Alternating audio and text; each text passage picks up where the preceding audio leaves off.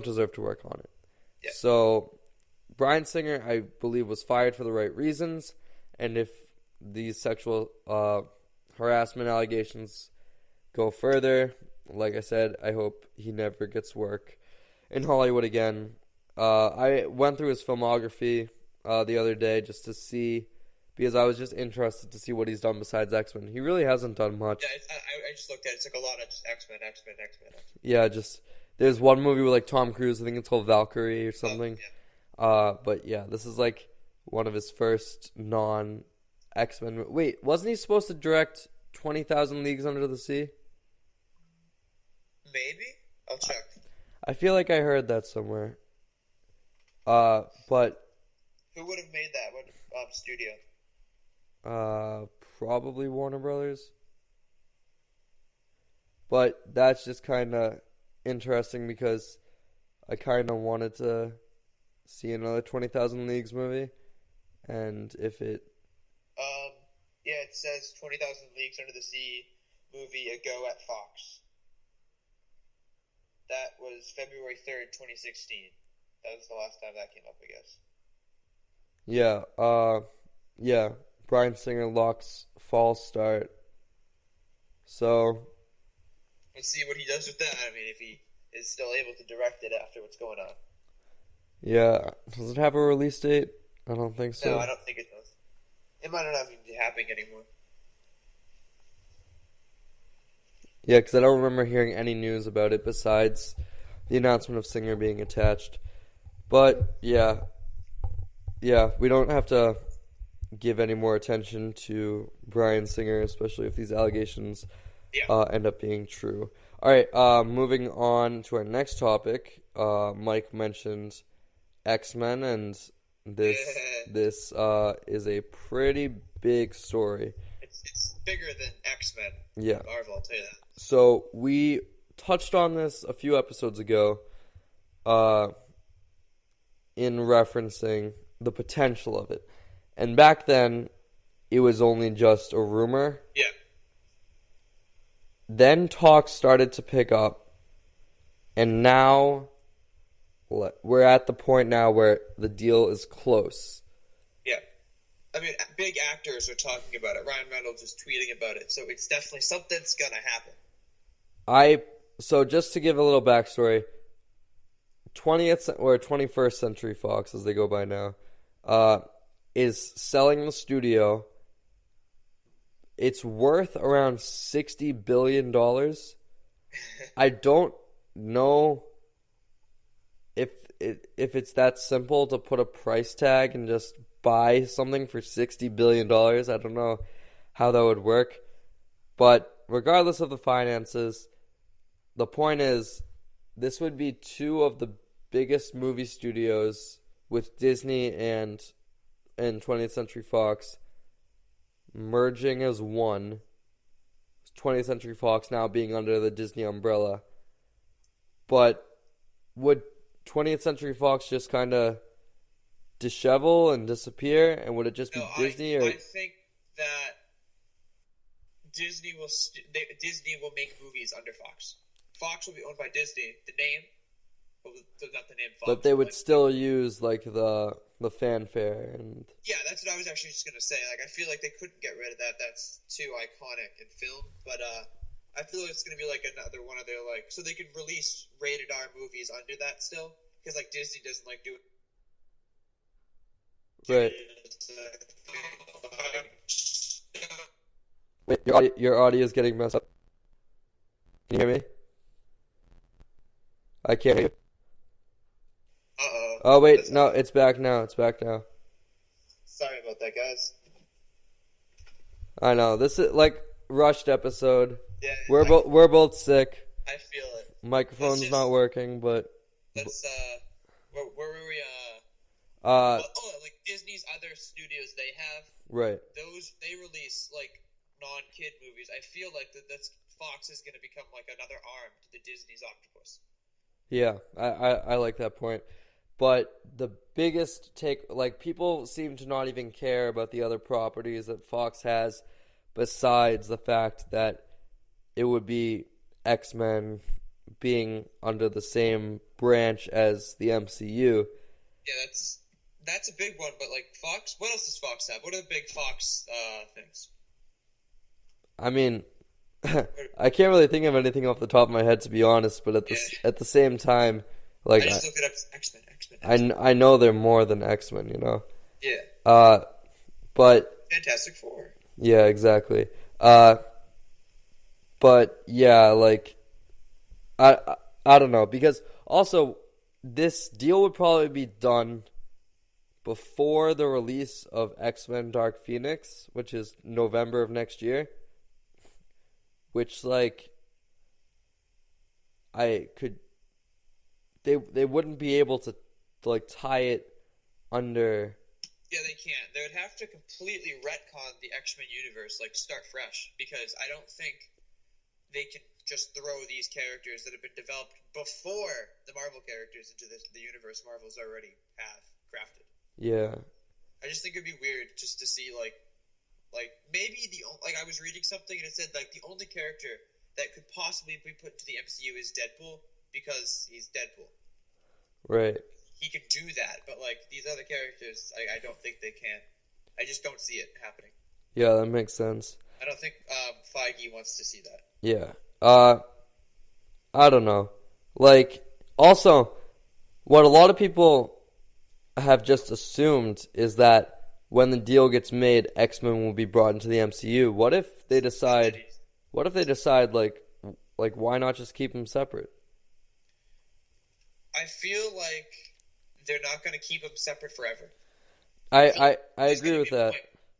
There's going to be a point, like maybe they'll finish like the X-Men story. I mean, it's been going on long enough.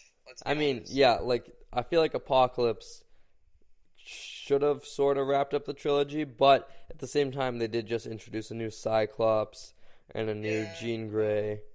I don't know. So I mean, think about it like in the Fantastic Four kind of way. If those didn't work out, they're not going to work on it anymore. So if the X-Men movies that recently came out, they were popular, right? But not as popular as like when the first X-Men movie came out. Days of Future Past, I believe, is the highest grossing X-Men movie ever.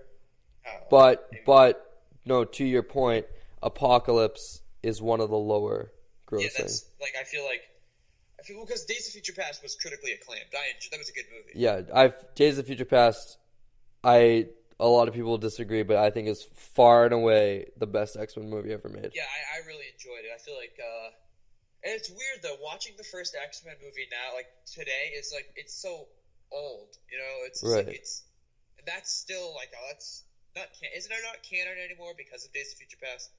What movie? The first X-Men. Yeah, well, I mean, X-Men canon doesn't really work. Yeah, whatsoever. That's another good reason why they could just like end what the X-Men's doing right now and just change it because it's confusing and a lot of people aren't going to understand it. Yeah. If they just throw these X-Men to the MCU. And one thing though, I would kind of dislike about retconning everything is getting rid of like of the new actors they cast, because I really did like Ty Sheridan's Cyclops and Sophie Turner as Jean Grey. And I mean, if they it's weird because like they don't want to like you retcon something, you change the actors, but if they don't change the actors, they just kind of like show up in this. But like if they haven't been that character that long, I guess they could kind of do that. Right. Like it'd be weird. I feel like I don't know. They'll write a way in. I don't think it's gonna happen anytime soon. I don't think like Phase 4 may not even have any X-Men. It might have Fantastic Four, but no X-Men.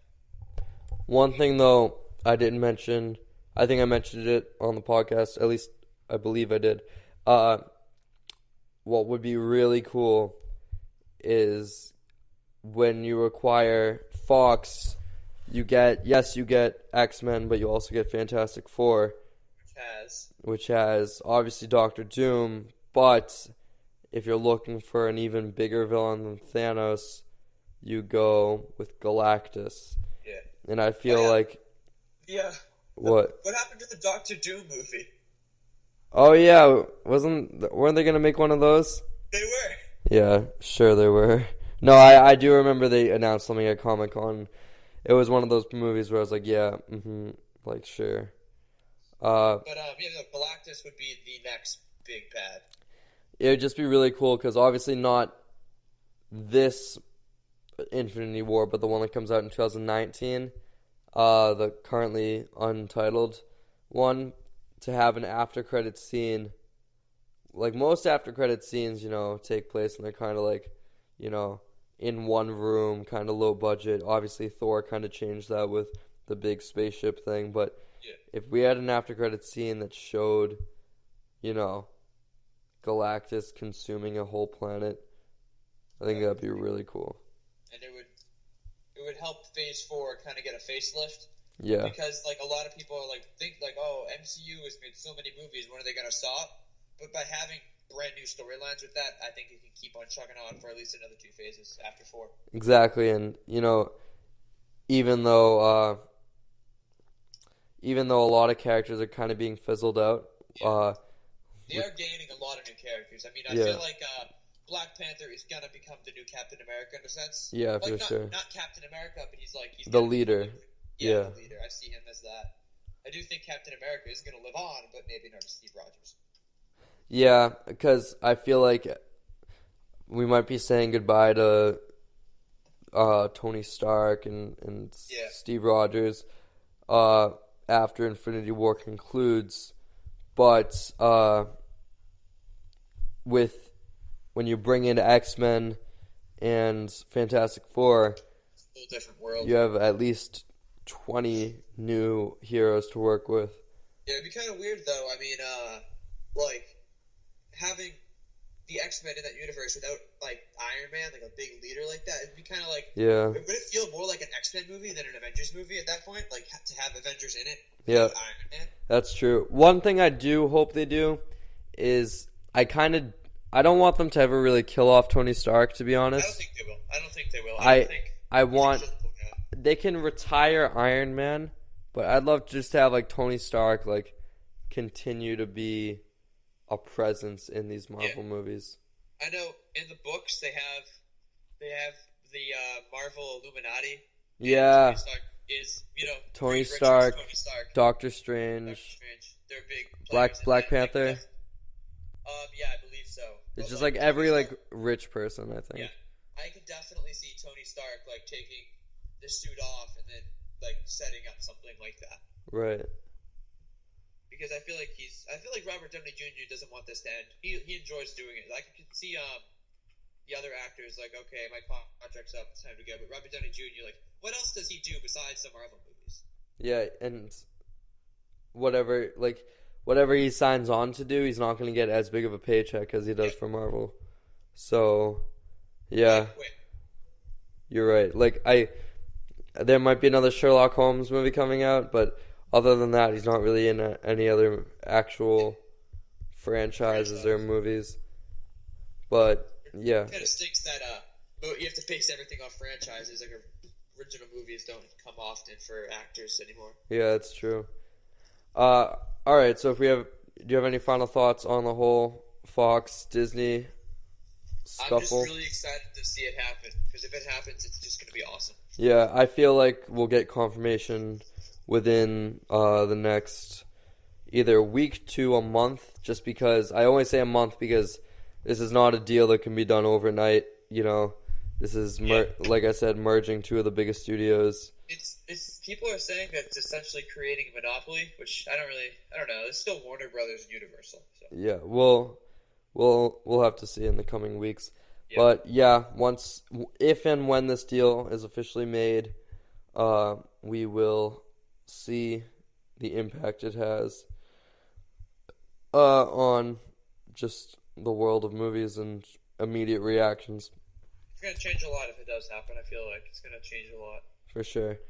All right, so now moving on to our weekly Star Wars review, our second to last one with Return of the Jedi. This is the last movie in the original trilogy.